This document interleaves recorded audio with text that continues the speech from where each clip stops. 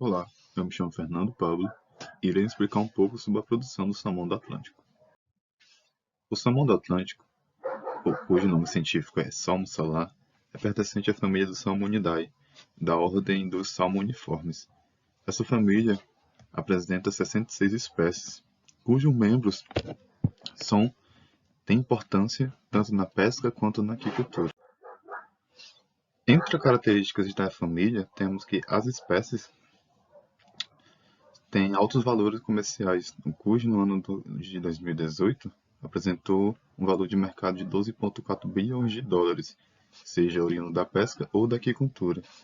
Além disso, eles apresentam uma grande distribuição geográfica, abrangendo os principais continentes do mundo.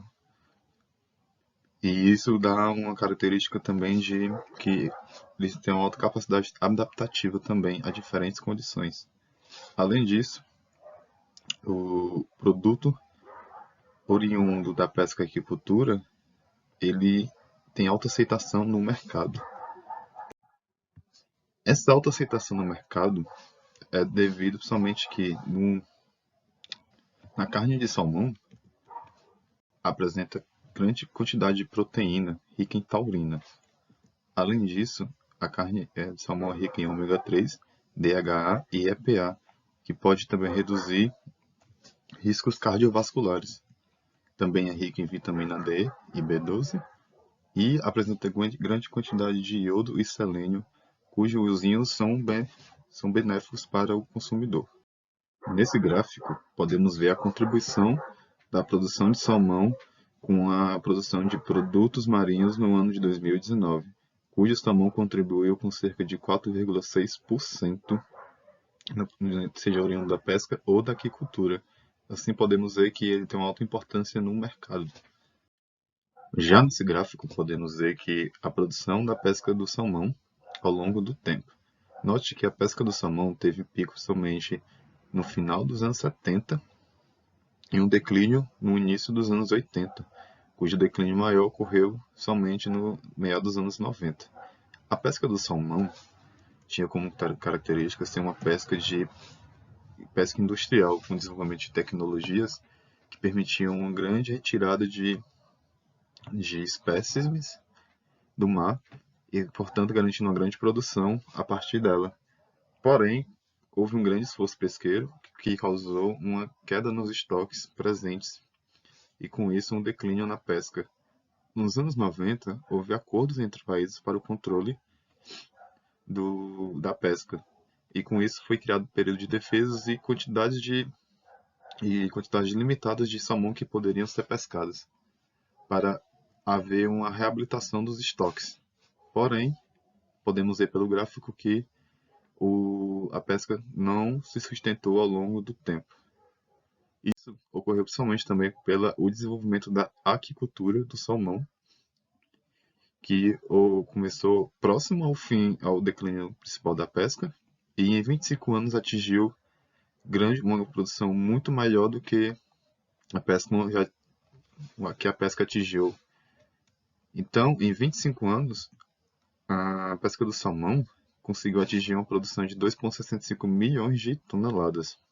E nesse mesmo ano houve maiores preços de mercado.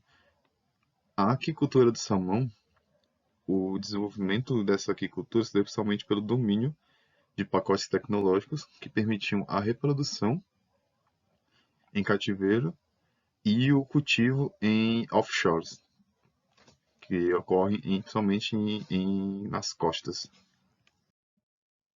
Nesse gráfico já podemos observar a contribuição tanto da pesca quanto da aquicultura na produção dos salmões. Podemos ver que em 2020 houve uma contribuição mínima da pesca em comparado à produção na aquicultura. A pesca nesse ano de 2020 foram apenas 500 mil toneladas de salmões pescados no mundo, enquanto a aquicultura foram 2,6 milhões de toneladas. Além disso, historicamente, a aquicultura ultrapassou a pesca em 1999, ou seja, a produção de salmão da aquicultura foi muito rápida, em apenas 9 anos conseguiu superar a pesca. Nesse gráfico podemos ver as principais espécies produzidas de salmão tanto na pesca quanto na aquicultura.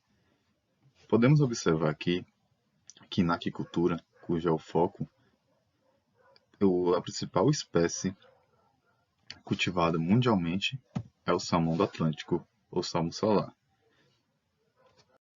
Entre os países produtores dessa espécie, 5 são os principais contribuintes na aquicultura no geral, sendo que 2 contribuem com cerca de mais de 50% nessa produção. O primeiro país que é o maior produtor é a Noruega, cuja a contribuição é cerca de 55% da produção total de salmão do Atlântico no mundo. E ela é seguida pelo Chile, com 25,4%. Os outros 3 países, cuja ordem é Canadá, Reino Unido e Ilhas Faroé, eles contribuem com menos de 6% na produção de salmão do Atlântico no mundo. E quais são as características dessa espécie e o porquê dela ser tão cultivada, ser o salmão mais cultivado do mundo? Bem, primeiro, a distribuição geográfica dessa espécie ocorre principalmente no Atlântico Norte, abrangendo países como Estados Unidos, Canadá, Escócia, Islândia, Reino Unido, Portugal e podendo atingir até mesmo a parte da Rússia. Essa região ela tem como característica serem regiões com climas temperados, ou seja, uma região com temperatura da água menor, com cerca de 10 graus Celsius. A espécie também apresenta dimorfismo sexual entre macho e fêmea. O macho podemos observar que tem uma cabeça mais afinada e uma boca alongada formando uma espécie de gancho. Nessa foto podemos observar um exemplar de macho de salmão do Atlântico. Aqui podemos observar a sua boca alongada formando um gancho. Já a fêmea, ela possui um rosto mais arredondado e não possui essa protuberância na boca. E aqui podemos observar um exemplar da fêmea. Além disso, o salmão do Atlântico apresenta uma característica de ser uma espécie com hábitos migratórios. Na verdade, os salmonídeos, no geral, são espécies migratórias, cujos hábitos, por si só, ocorrem ao longo do globo. A espécie do salmão ela tem como característica ser uma espécie anádroma. E o que seria isso? É uma espécie que tem uma fase de vida em água doce, cuja, no caso do salmão, é a primeira fase de vida, e quando atingir certas condições ou certas adaptações, eles habitam no oceano na fase adulta. Sendo isso que, no caso do salmão, a fase adulta, eles migram para o oceano para realizarem a sua maturação sexual. Parte da fase adulta do salmão ocorre também nos rios, somente na época de reprodução. Nessa parte de maturação sexual, eles demoram cerca de 1 a 4 anos, dependendo dos seus hábitos alimentares e do espécime que migram. Eles migram somente para regiões com abundância de alimentos, no caso podem migrar até para a região ártica, e alimentos principalmente de crustáceos e peixes menores. No caso dos crustáceos, eles se alimentam de fontes que são ricas em ácidos graxos, porque são importantes na sua maturação. Além disso, esses crustáceos e algas, eles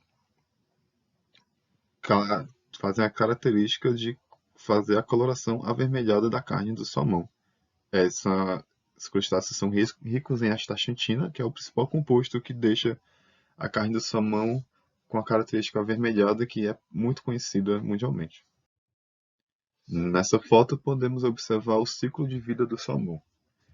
O salmão jovem, ele migra rio abaixo em direção ao estuário, no qual eles adotam a aparência de adultos, nessa parte estuarina, ganham as suas adaptações para água salgada e nadam em direção ao oceano. no oceano, eles vão se alimentar e crescer e atingir sua maturação sexual. Após 1 ou 4 anos em oceano aberto, os salmões maturos retornam à água doce, onde farão a desova. Note que não é só atingir 4 anos ou 1 ano que ele vai voltar. Há época específica. Além disso, o salmão ele tem um hábito de voltar sempre para a região, para o rio de onde ele nasceu. Ele tem essa memória e consegue retornar à região de onde nasceu. Só que nesse hábito migratório de sair da região de onde nasce e ir para o oceano, eles conseguem atingir até mesmo 3.000 quilômetros longe do local de nascimento. A época do ano que ele retorna é o que ele chama de período reprodutivo, ocorre principalmente no final de outono para início do inverno, onde as águas dos rios irão estar em 6 a 10 graus Celsius. Quando o salmão retorna para a água, ele entra em água doce e começa a superar obstáculos. Além disso, ele começa a corar e adquirir características de desenvolvimento embrionário. Quando ele vai migrar de volta para o rio, ele tem que fazer toda enfrentar barreiras para subir rio acima. Quando ele faz isso, há um desgaste muito grande do animal. E com isso, muitos salmões eles não conseguem chegar ao local de reprodução. Além disso, ocorre também predação natural, principalmente por ursos, nessa região. E também ocorre pescas, onde os pescadores conseguem ficar esperando, nessa época do ano, com redes para a retirada de salmão para venda ou consumo. Superando essas barreiras e chegando no local de reprodução, o salmão faz todo o seu processo reprodutivo. Lembrando que eles são espécies com reprodução ovípara, ou seja, a reprodução e a incubação ocorre fora da fêmea. No caso, a fêmea ela constrói um ninho nos cascalhos do rio. Uma coisa interessante de falar é que o rio de onde eles nascem é um rio com água calma, parada, que consegue ter a característica para dar uma segurança para a prole. No caso, a fêmea faz o ninho, cavando os cascalhos, e deposita os ovos e o macho fertiliza em cima desses ovos. Cada ninho contém milhares de ovos. Cada fêmea consegue colocar de 1.000 a 2.000 ovos por quilo de peso vivo. E, além disso, ela consegue reproduzir mais de uma vez no mesmo período. Após a desova, a maioria dos machos e fêmeas morre. Isso se aplica principalmente a salmão do Pacífico. No caso do salmão do Atlântico, muitos não morrem. Alguns morrem por conta do desgaste, mas outros conseguem fazer o retorno rio abaixo em direção ao oceano e realizar o ciclo reprodutivo mais uma vez. Após a eclosão, os olevinos se escondem e se alimentam do vitelo por um bom tempo e começa todo o ciclo reprodutivo. Essa parte, claro, acontece em água doce. Aqui são as fases de vida do salmão, onde temos o salmão adulto, que reproduz e coloca seus ovos. Depois nascem os alevinos e eles partem para as fases de vida que cada fase tem um nome específico. Primeiro começa por fry, depois vai para par, esmalte e novamente adulto. Os ovos demoram de 50 a 100 dias e normalmente eles podem até nascer próximo ao início do verão.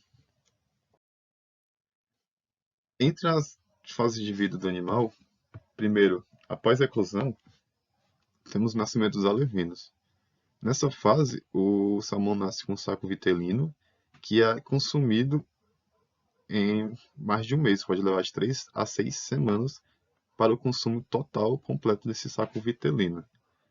Após o consumo desse saco vitelino, o salmão passa por uma certa mudança, adquirindo então a característica de fry, cujo ele desenvolve totalmente o seu trato digestório e começa a se alimentar de crustáceos presentes na água. Então, após o fry, temos a fase de par, cujo ele vai se alimentar de insetos aquáticos e crescem até 12 a 15 centímetros. Toda essa mudança toda essa mudança de fase de vida ocorre em até um ano em ambiente natural, dependendo das condições do ambiente que eles estão inseridos, como fornecimento de alimentos, densidade encontrada, presença de predadores naturais, entre outros fatores, também como temperatura. E nessa fase par, que é a penúltima fase, e os salmões eles podem acabar tendo uma maturação mais cedo. E esses indivíduos, essa maturação que acontece mais cedo é chamada de cruising, cujo o indivíduo consegue reproduzir já nessa fase. Após a fase de par, o salmão ele passa por uma última mudança. Essa mudança ela ocorre somente para inserir o animal no ambiente marinho. Na fase par, o salmão começa a migrar. Ele está no rio com água doce e começa a ir em direção ao estuário. Quando ele vai em direção ao estuário, ele começa a ter uma série de mudanças morfológicas e adaptação para o ambiente marinho. Esse processo é chamado de smoltificação, cujo ele vai atingir então a fase de smolt. Nessas modificações, observamos que há uma perca das linhas laterais que eram encontradas aqui, que eram chamadas de linhas de par, como mostrado na foto anterior.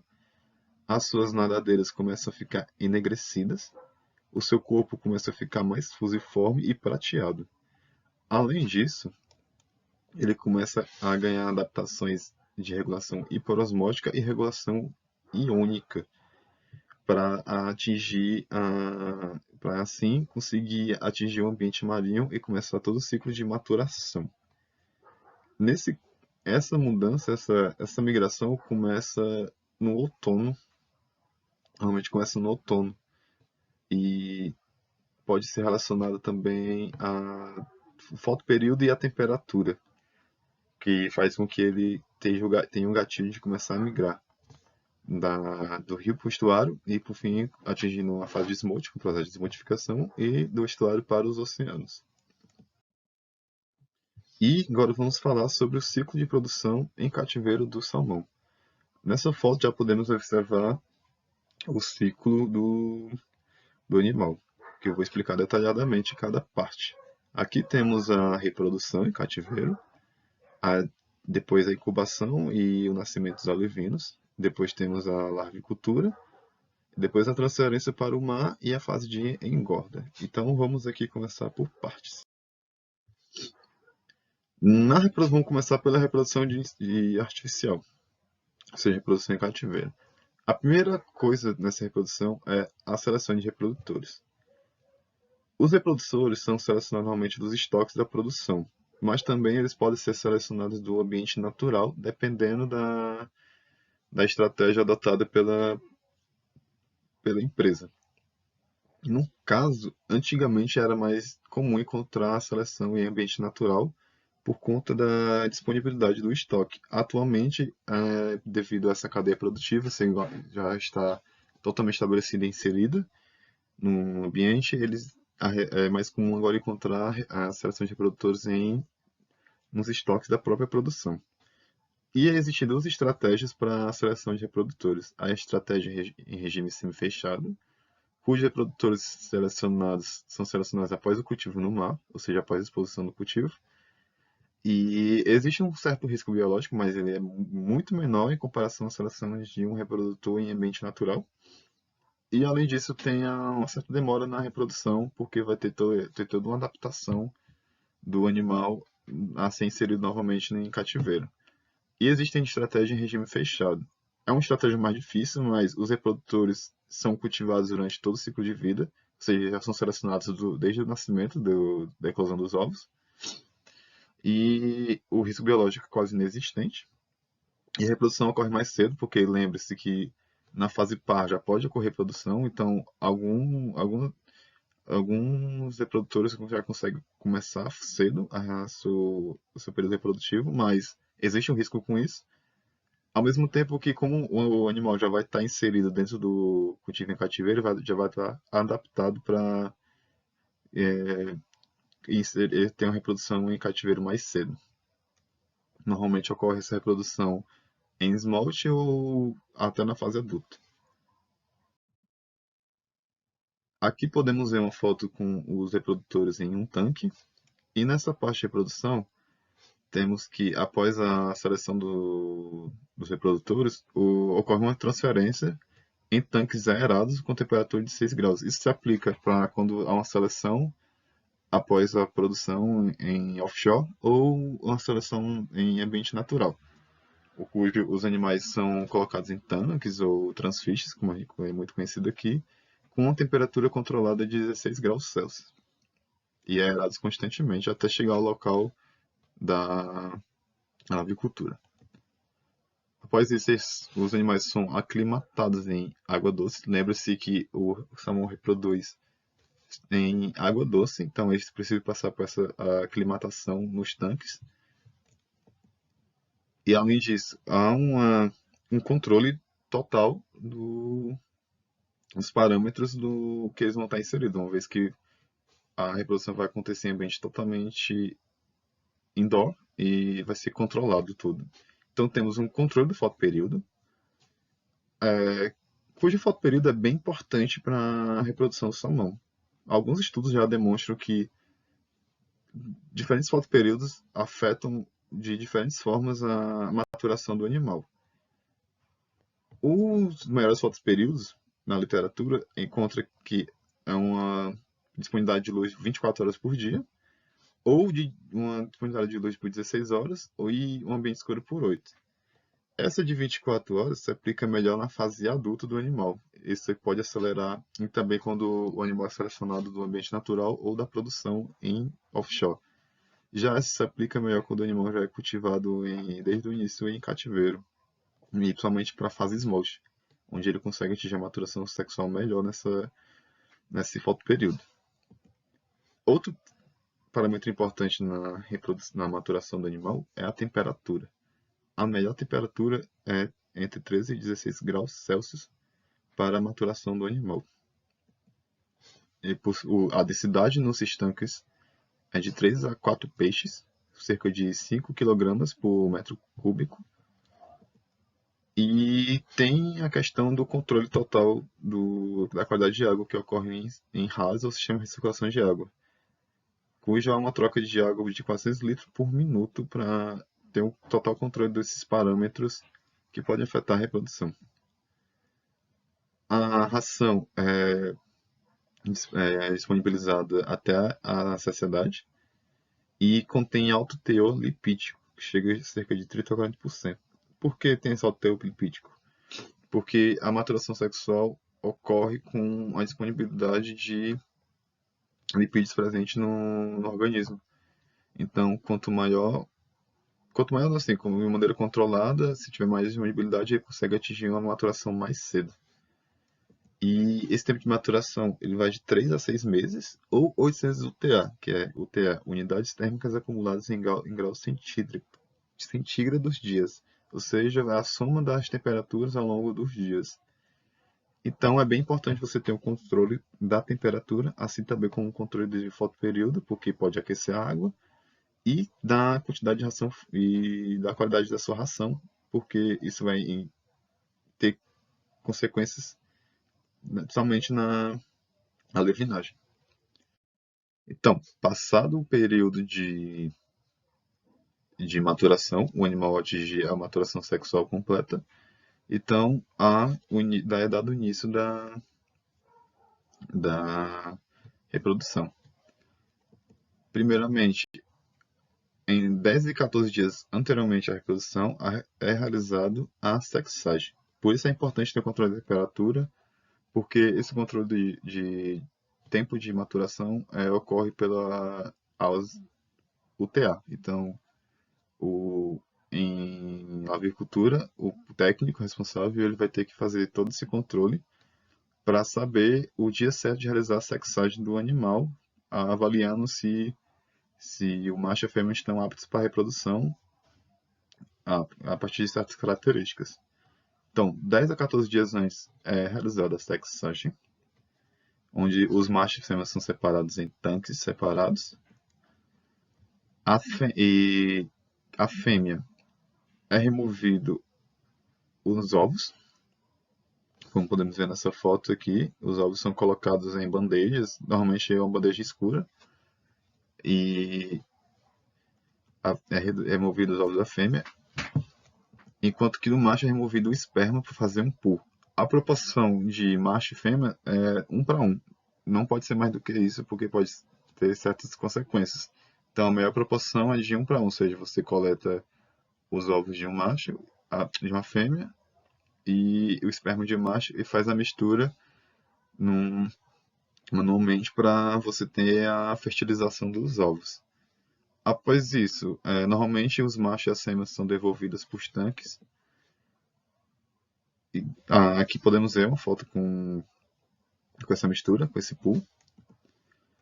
E após a reprodução, como estava falando anteriormente, os animais adultos são estocados em tanques para recuperação e podem ser utilizados novamente para outro ciclo reprodutivo. Esses animais que são estocados para reproduzir novamente são chamados de celts.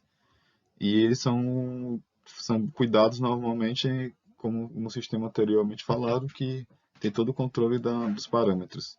Então, a reprodução, a remoção dos ovos, a remoção do esperma, a fertilização com a mistura no pool, e então os ovos são levados para a bandeja de incubação. Essas bandejas são inseridas em ambientes escuros. Aqui podemos ver uma foto um pouco mais arcaica, porque há bandejas, há um sistema muito mais distante, onde cada parte da estante tem bandejas para incubadores, mas aqui já podemos ter mais ou menos uma noção.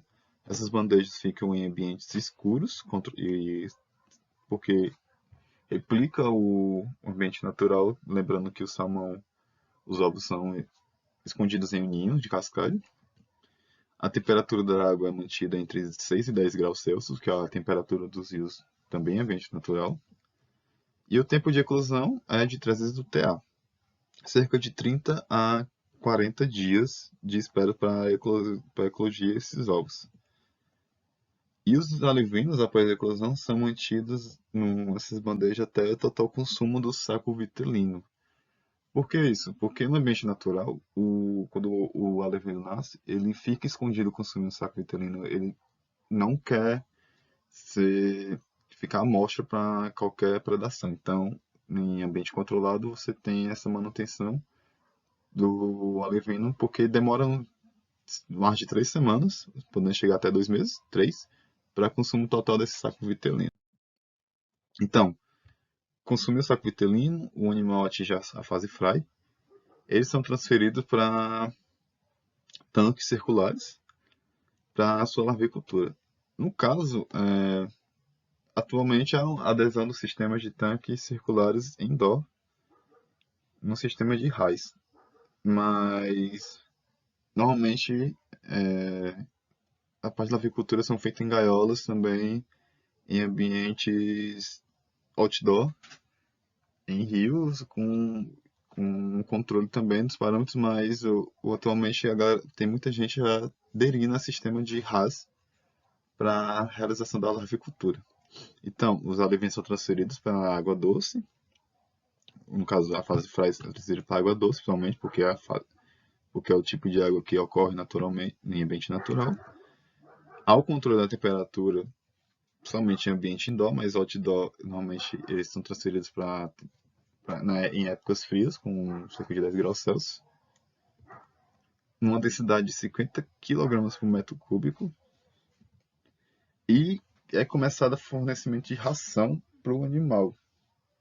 No caso, no início, os pellets são pequenos, porque na fase fry ainda o animal não consegue pegar pellets maiores, mas também não chega a ser pó, porque já em fry eles já em ambiente natural conseguem capturar crustáceos. Então, a proteína inicialmente vai de vai de 5 a 54%, e o teor de lipídio é de 16 a 24%. O salmão, ele é um animal carnívoro, então é um detalhe que eu preciso falar, porque normalmente as rações têm alto teor proteico, e somente nessa fase de larvicultura, as fases iniciais, porque ele precisa ter um desenvolvimento mais acelerado para atingir a fase de produção offshore. Então note que também os lipídios são menores aqui, porque tem toda a relação energia-proteína, mas também isso evita a certa maturação do animal mais cedo. Então, nesse sistema de água doce, ele é mantido até atingir o estágio de esmoltificação. Ou seja, o animal ele é mantido de fry até passar por esmoltificação, porque é quando ele adquire as características de adaptação para água salgada. Então, o tempo nessa fase é de 8 a 16 meses. Note que o salmão, apesar de ter uma produção grande, o tempo a demora para a produção desse animal ainda é grande. Mas com a adesão de sistemas RAS, você pode ter o controle de fotoperíodo, que é bem importante para o animal, e pode antecipar certas alterações. No caso, antecipar o tempo de esmoltificação, que é bem importante para o animal. Então, como falei, esse tempo varia de acordo com o período e a temperatura que é mantida. Lembrando que para o salmão, a melhor temperatura, seja para atingir a esmoltificação, seja na período de engorda, é 14 a 16 graus Celsius. Então aqui temos uma foto que mais ou menos fala a evolução da produção desde a levicultura.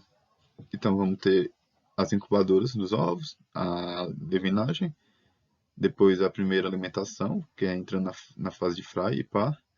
E quando ele atinge a esmoltificação, lembrando que a esmoltificação é muito fácil de identificar porque ele começa a ficar uma característica mais prateada, perde suas linhas na lateral e suas barbatanas ficam mais enegrecidas e tal. Então, há essa observação nos tanques para identificação do processo.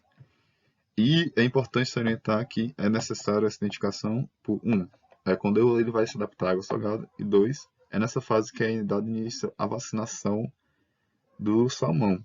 Porque, como é uma indústria forte, então qualquer sistema que se intensifique na aquicultura é passível de chegadas de doença. E no caso do salmão, há certas doenças que causam grandes prejuízos para os produtores.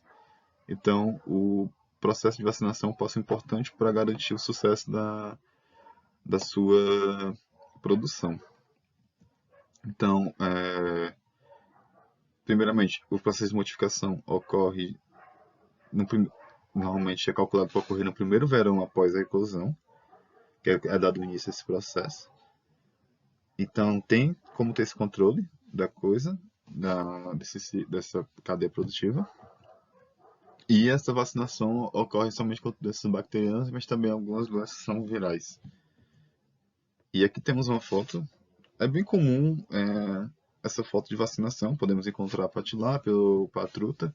Mas no caso, o salmão ele é vacinado. Existe uma máquina específica para isso.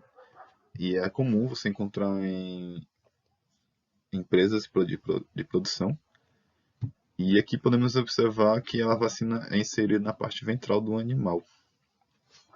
Então, ocorre a vacinação, há o cuidado com esse animal, ele é esperado atingir a esmoltificação, e o técnico já tem que ficar de olho nisso, porque quando ele atingir a esmalte, é quando ocorre a transferência para o mar. Então, os esmaltes normalmente são transferidos com 40 a 120 gramas, e é dado início ao processo de engorda. Mas, antes de iniciarmos o processo de engorda, temos a transferência. Os salmões, eles têm toda essa fase de eclosão, alevino, fry, pá. E quando a gente faz de smolt, e até TFA de smolt. Então, todo esse processo ocorre em água salgada, em água doce, no caso. Então, essa água doce ela pode ser encontrada em ambientes indoor ou ambientes outdoor, que normalmente são em rios.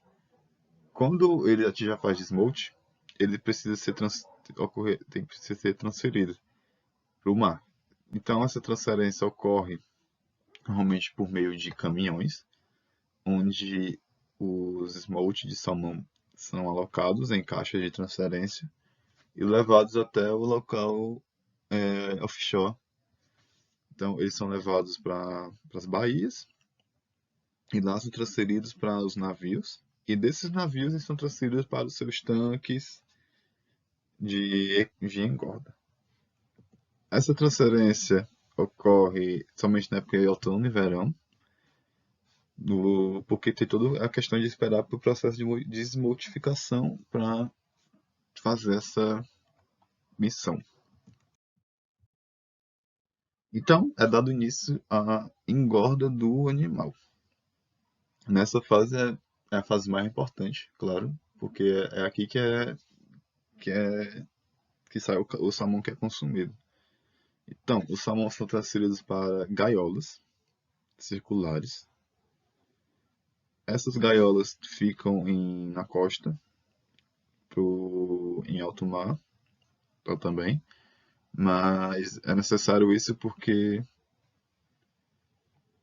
tem que ter uma garantia de qualidade de água, porque em alto mar você tem toda a questão de circulação. E como uma densidade muito alta, é necessário ter um controle grande desses parâmetros. Então é bem comum também encontrar certos aeradores nesse processo de gaiola para o controle de oxigênio. Essas gaiolas são cercadas com redes, que é para evitar predadores. O principal predador do salmão nessa produção são as focas. Elas dão muito problema para as empresas produtoras. Então, houve um desenvolvimento de redes para justamente evitar a predação, também como a fuga do animal para o mar. A densidade nessas gaiolas chega a 100 mil salmões por cada unidade. Então, podemos observar que é uma densidade muito elevada para a produção. Além disso, as biometrias e parâmetros são principalmente realizadas por equipamento automático, ou seja, as biometrias há uma maneira de conseguir realizar a pesagem desses animais sem precisar retirar amostras. Então, há todo um monitoramento do desenvolvimento na parte produtiva. E também os parâmetros são tirados por sondas 24 horas por dia. Então podemos observar que a cadeia produtiva do salmão, em 25 anos, conseguiu desenvolver tecnologias o bastante para automatizar o processo de engorda para não estressar tanto o animal. Então, a ração é fornecida o dia todo. Há um fornecimento de ração de 24 horas por dia e é fornecido por alimentador automático. Aqui podemos observar uma foto do vista aérea da gaiola. No meio é o alimentador automático que fica jogando ração, girando no sentido horário. Então ele fica jogando a ração o dia todo. E a ração é fornecida por esses cabos, podemos observar aqui esses tubos. E é um controle técnico, porque assim como a biometria e os parâmetros são controlados automaticamente, o técnico responsável pela fazenda ele fica em uma sala separada monitorando o peso do animal e controlando o fornecimento dessa ração diariamente. A ração já na fase de engorda reduz o teor proteico, vai cair para 36 a 42% e os lipídios já sobem. Na ração há adição de corante, no caso pode ser oriundo da cenoura, mas há uma adição de corante astaxantina para o animal adquirir a coloração avermelhada comum dele. Porque assim, lá no início da produção de salmão, eles não tinham noção disso. E houve um certo problema porque não houve uma aceitação do, do produto, porque o da pesca vinha com a carne avermelhada, enquanto o da produção aquícola vinha com a carne mais esbranquiçada. Então houve esse problema no início da produção, então foi necessária a adição de corante para o animal adquirir essa característica avermelhada da carne e ter aceitação no mercado. A taxa de conversão alimentar é de 1,2 kg de ação para 1 kg de peixe, ou seja, é uma taxa de um FCA muito bom para o animal. Podemos observar que com todo esse controle é possível atingir isso. E o tempo de cultivo vai de 12 a 24 meses, ou seja, você soma esse tempo de 12 a 24 meses o de 8 a 16, então você pode chegar a 3 anos para produzir 4 quilos de salmão. Porque 4 quilos é o comum no mercado para produção, para venda. Então é necessário esperar que o salmão atinja mais ou menos 4 quilos, até 5 quilos, para você vender, para você despescar e vender. A despesca. A despesca do salmão ocorre quando o salmão atinge o mínimo necessário, ou seja, quase 5 quilos, para sua retirada das gaiolas. A despesca ocorre por meio de intervenção de navios que se acoplam à próxima gaiola e dão início ao processo. Antigamente a despesca ocorria com redes para retirada dos animais, mas com essa automatização da indústria, é possível também automatizar a despesca. Eu vou passar o vídeo que detalha melhor esse processo.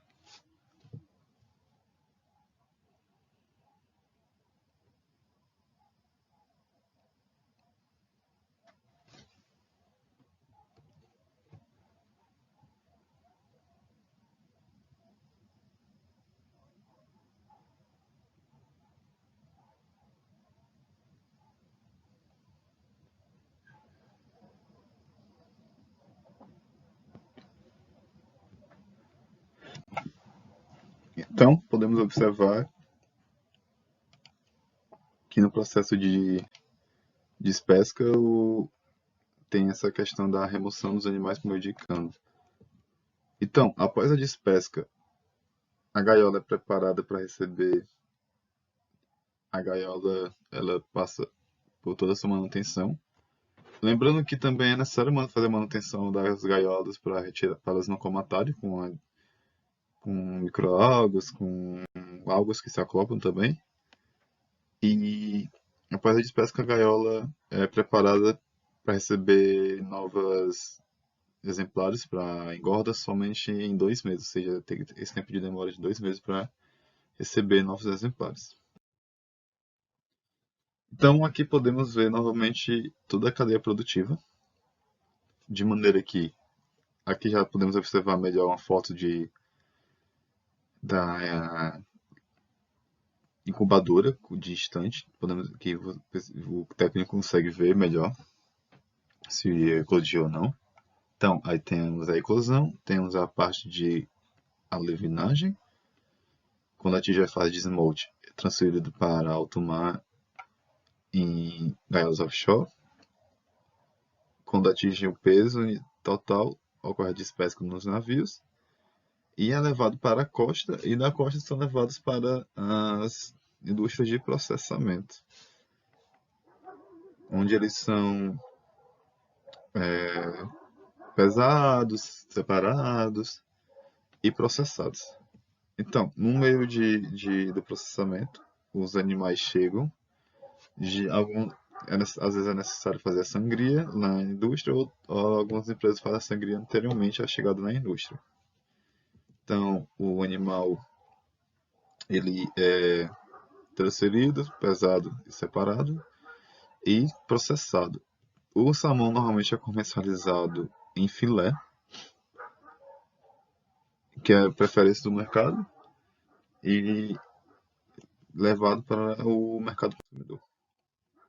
Aqui nessa figura já podemos observar o perfil de mercado do salmão dos principais países produtores e para onde vai essa produção. No caso, vamos começar pelo Chile.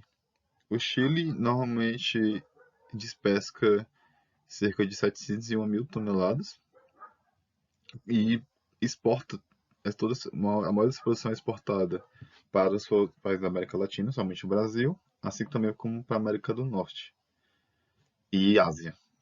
O Chile é um dos que mais abastece a Ásia, seguidos na Noruega, que transfere toda essa produção para o mercado europeu, mas também transfere para o mercado americano e para a Ásia também.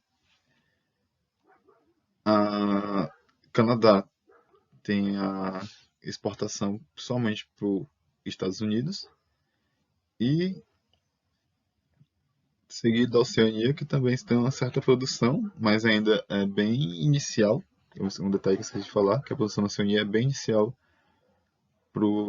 e transfere somente para a Ásia. Ou seja, o mercado do salmão é principalmente fornecido pela Noruega e pelo Chile, e seus produtos normalmente são exportados. E podemos observar que há uma globalização muito grande dessa indústria, porque é um produto altamente rentável, é um commodity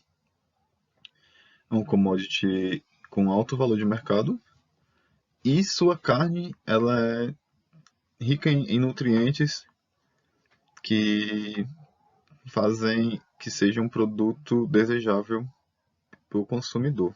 Ou seja, o salmão atualmente é um dos maiores produtos oriundos da aquicultura e é muito importante ter conhecimento dessa cadeia, porque acaba de uma maneira ou outra indiretamente atingindo a gente.